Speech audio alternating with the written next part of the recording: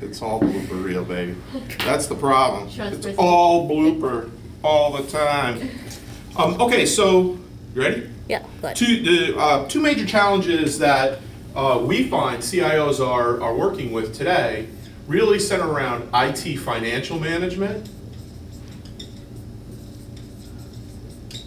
So what is the cost, right? That's a big question people are trying to understand, including total cost of ownership, cost of support, total cost of service. Organizations are really trying to figure out, how do I get a handle on what it costs me to provide IT services to the business? Another major issue that they're also dealing with is the idea of risk management. And essentially what we mean by that is what systems are most vulnerable, and what's the effect if I lose one of those vulnerable systems. And obviously, as we see with healthcare.gov, systems are dependent on other systems, and so trying to understand how risk effects cascade throughout the business, major effort these days, and a lot of customers are doing that.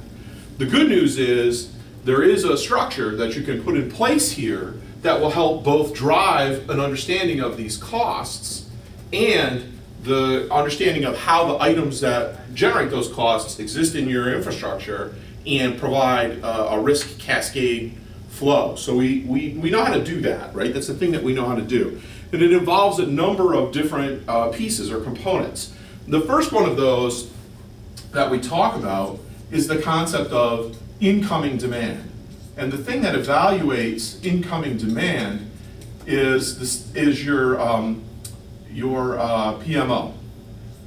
And what those guys are doing is trying to understand, what's proposed, what's the effect of the new systems that are proposed, and then what resources are required in order to perform those jobs.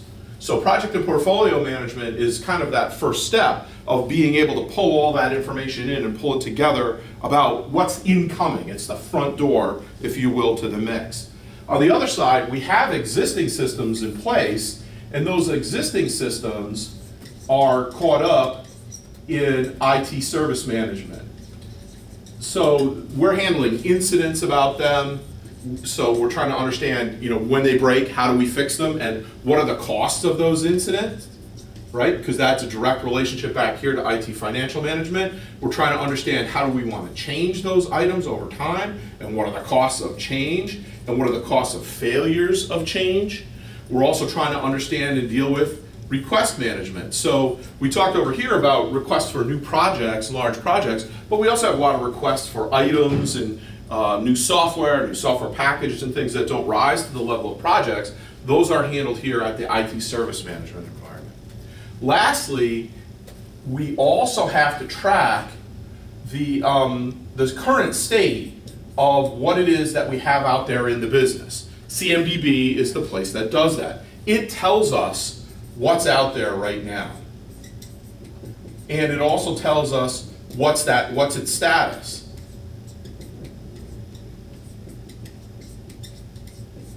Is it broken down? Is it working correctly? And then it tells us what are the relationships between the items that we find out there.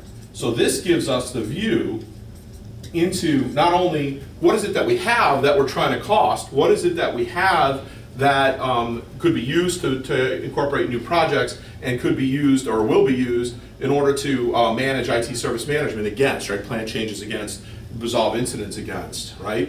But it also tells us how do those pieces fit together, which is a direct tie to the IT risk management cascade flow. So we know here, if we lose a particular piece, what are the downstream impacts from that? It drives directly to this IT risk management requirement. The last piece that pulls all of this together is our IT asset management database,